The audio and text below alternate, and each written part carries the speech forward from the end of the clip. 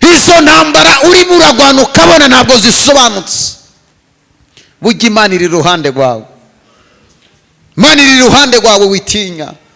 Imana iri kumwe nawe muri ubwo buzima ubayemo busuzuguritse bwo gupfundikanya. Imana iri kumwe nawe, ntabwo yakwibagiwe. Iracyategereza ko abantu bose babiteraho komantere ibyo byagucanze, kugira ngo niyitamurura abantu bazavuge ngo dore Imana irabikoze. Satani akazi ke ni ukugwanya abera. Satani akazi ke ni ukugwanya umunyamasezerano.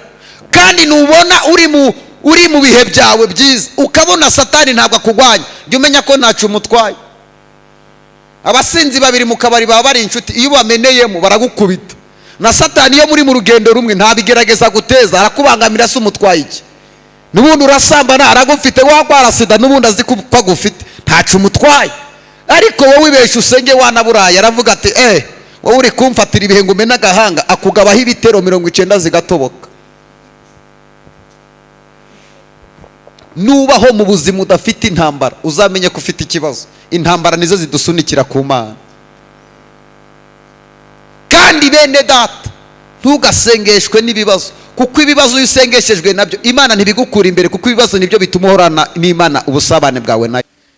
Uzi impamvu usenga ntusubizwe?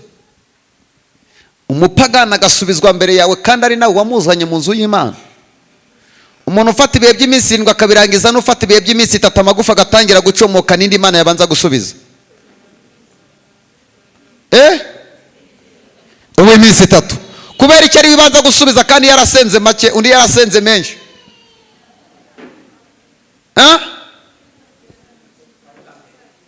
Aruha mbere. None kuki Imana yumvisha uriya warushe mbere kandi wasenze menshi ntimusubize? Yabivamo mbere. Aha, niyo mpamvu wowe kubera ko wamenyereye imvugo y'Imana ugasenga Imana ntabwo ihita igusubiza, igomba gusubiza urije mu kanya, kuko amagufa arimo aracomoka. Imana itamushubije ntiyazongera no gufata ibihe byo gusenga.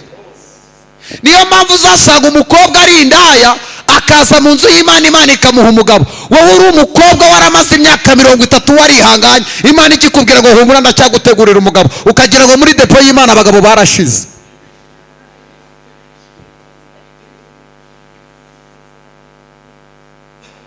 Impamvu Imana itinda kugusubiza, n'ubundi iracyagufitiye icyizere. N'ubundi bavuga ko wirata ugaca mu gitondo ukanga ugategera umuntu, kavuga uti ndagutegera ujye muri korari ujye kuririmba. Bakavuga ko wambara igitenge kimwe ntibiguca intege, n'ubundi ukaza mu murimo ukacambara ukasenga. N'ubundi Imana izi ko kwihangana ubishoboye. Mbwira uwo muntu muri ko ngo ariko nubwo yagukerereje izaguhereza ibifatika. Na Imana yagukerereje umugisha izaguhereza ni umugisha w'ibifatika. Imana kubera iki yemera kutunyuza mu nyungu zayo z'umubabaro kandi bire. Ndashimira Imana, abantu benshi bari hano bafite amasezerano, ariko icyo nyikundira ntabwo ikubwira urugamba uzahurira nago hagati. Ikubwira mu itangiriro ikakubwira no mu iherezo, ariko ntabwo ikubwira hagati. Nicyo nyikundira. Ikubwira ko iguhaye umugabo ntikubwire ko utazabyara. Ubwira uti dore nguhaye diplome ntikubwire ko uzashomera imyaka 17 uri umushomeri. Imana ikakubwira iti dore ndakubakiye ntikubwire ko umugabo azagukura amenyo 2. Kubikubwiye ntiwazasubirayo. Hato navuga uti niba ari ibi by'abagabo wapi. Imana iti nkujyanye i Kigali ntikubwire ko uzaterasa Kigali imyaka 25 utaraguramo n'ikibanza. Wasubira mu cyaro ugasanga umuntu wasize ari umukene ugasanga yubatse inzu.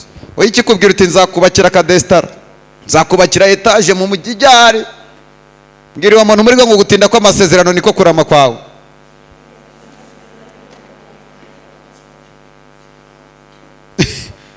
Imana ijya yemera kutunyuza mu mubabaro.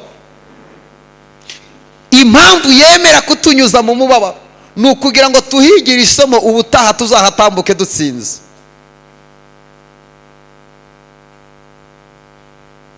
Ariko Mana ko wamyemereye visa kukitaza, ariko Mana ko wambwiye ko umpaye akazi keza kuki ntakabona, ariko Mana ko ko wambwiye ko bangwanya mu kazu bacecekesheje kuki bampagurukira? Mbwira uwo muntu muri kwe ngo senga cyane, satani ntabwo aryama. Gasenga utinya amadeni, Imana ntiyagukura imbere, irayapunguza. Bange ntikwishyuze kabiri gatatu ukabona yo wishyura, kuwa kane ukayabura, Imana kandi ikabigiramo uruhare kugira ngo uzasubire mu nzu yawe yibaza uti none bizagenda gute? Kandi nuza mu nzu y'Imana jya usobanura icyifuzo cyawe neza. Umusore umwe yararangije kaminuza, yari umunyaburanga, yarasa neza,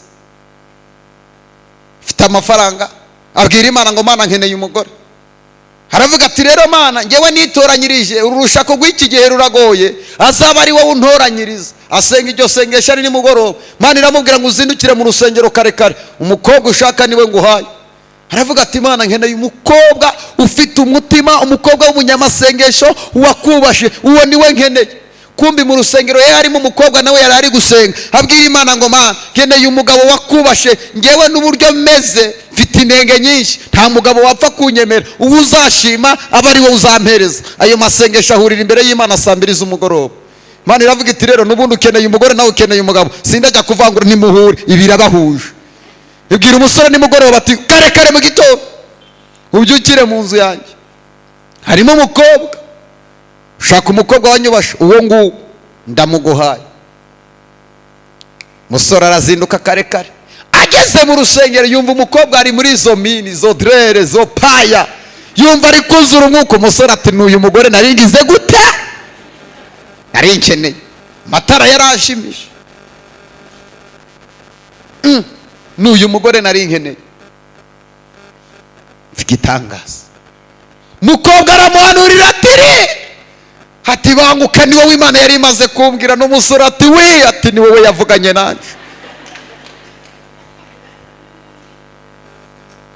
Bose bajya mu mwuka. Mwibuka amatara agize gute? Ariko umukobwa yari afite intenge ebyiri. Iya mbere yari yarahengamye umunwa, iya kabiri yarebaga imirari, iya gatatu yagendaga gutya amaguru ari intambike. We rero yabonaga nta musore wamwemera uretse uw'Imana imuzaniye. Wibuke ko umusore Imana yamubwiye ngo umugore wawe mu rusengero mu gitondo. Ati ye, umusore aravuga ati sheri Imana ishimwe, nayisabye umugore usenga none irakumana. N'umukobwa ati Imana ishimwe, ni wowe yari yaravuganye nanjye. Umusore ati rero ngo cyane tarankurebe ngo usuhuze nankuyambire. Tipe w'umusore abacanye itara. Yesu we, mukureba umukobwa umutipe ati kwa jinera Yesu. Umukobwa ati kwa jinera Yesu se bigenze gute sheri? Undi ati ntabwo ari wowe navuganye n'Imana, ntabwo ari wowe nasabye Imana, Imana nimpindurire. Imana iramubwira ngo emera uwo nguwo wasabye umukobwa wanyubashe, dore nguwo ndamuguhaye.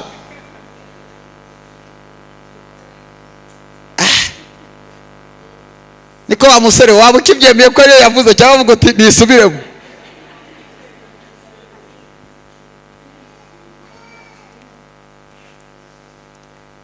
Musore akazi yari afite aramwanga.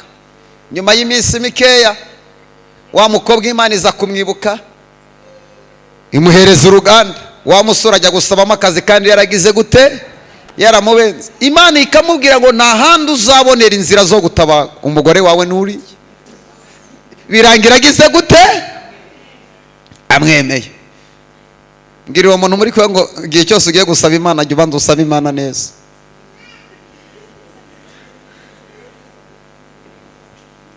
Isi n'ibiyuzuye byose ni ibyande, ni iby'Uwiteka. Saba Imana ibifatika. Uri gusaba Imana udufaranga 200,000. Imana yacu ntabwo iri cheap, ni Imana yihagije, ni Imana ihambaye, ni Imana ifite ubutunzi, ni Imana ifite buri kimwe cyose. Saba Imana umugisha w'ibifatika, Yesu byose arabifite.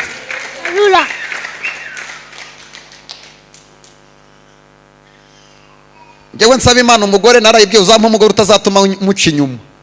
Samba umugore usobanutse, kuko numpa umubi ntabwo bizavamo. Abakobwa mpora imbere ntiboroshe. Irambwira ati nzaguho kumarira ari neza neza, kandi yabaye determine.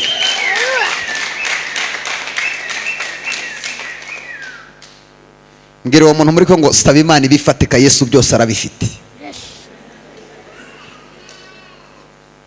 Ndeka mabwira ikintu mutazi, iyo usabye ibintu bikeya Imana nibyo iguha, kandi iyo Imana igiye kubiguha ibinyuza no muri wa wundi utanasenga kugira ngo azabigusohorezeho, kuko Imana wayifashe nk'isuzuguritse. Umuntu ukeneye uruganda rw'akawunga, n'umuntu ukeneye akazi kamuhemba 300 no kujya agenda mu modoka, n'umuntu ukeneye akawunga ko kujya muri iryo joro, Imana yabanza gusubizana. Ukeneye akawunga ko kujya muri iryo joro, murakoze. Imana sigukisubiza, iyo igiye gusubiza ihera kuri wa muntu w'uruganda, kubera ko uruganda azatanga akazi ahantu hangahe? Hatatu. Isubiza umuntu umwe, wa muntu nawe asubiza abantu 3 bakeneye ibyifuzo imbere y'iki? Y'Imana. Kubera iki isubije wa muntu ni ufite inzozi zagutse. Mbwira wa muntu muri ngo tangira ugira inzozi zifatika. Imana isubiza abantu bafite inzozi zagutse. Wisaba Imana umuntu musuzuguritse. Imana yacu ni inyamaboko, ishobora byose. Yobu yaravuze ngo nzi gushobora byose, kandi nta kibasha kurogoya umugambi wawe.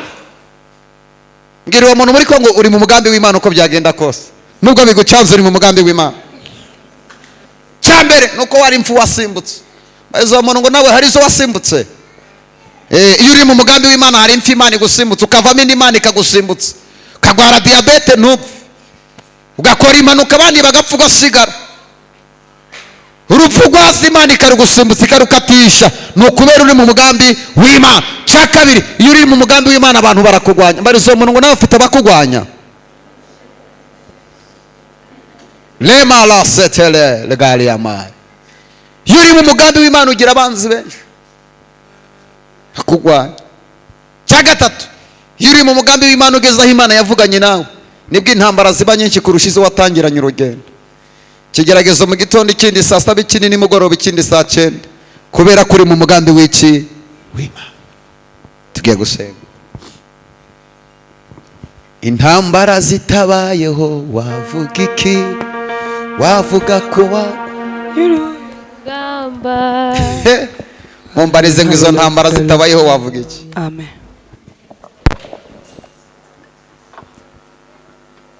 Urebye ihishurirwa Imana iri ku mahanga, ibyo bintu biri gusona bikore. Imana iri kunyereka abantu bari hano benshi nabifitiye ibibazo, bahora batotomba Imana. Mana waranyibagiwe. Imana ntabwo wayibwirana uburakari, yitwa Imana. Waburaye yitwa Imana, wabuze akazi yitwa Imana, bagusohoye mu nzu yitwa Imana, uri mu kode yitwa Imana, wabyaye yitwa Imana, wapfushije yitwa Imana, uriye indege yitwa Imana, bakwimye visa yitwa Imana, wakoze mariage yitwa Imana, byanapfuye yitwa Imana.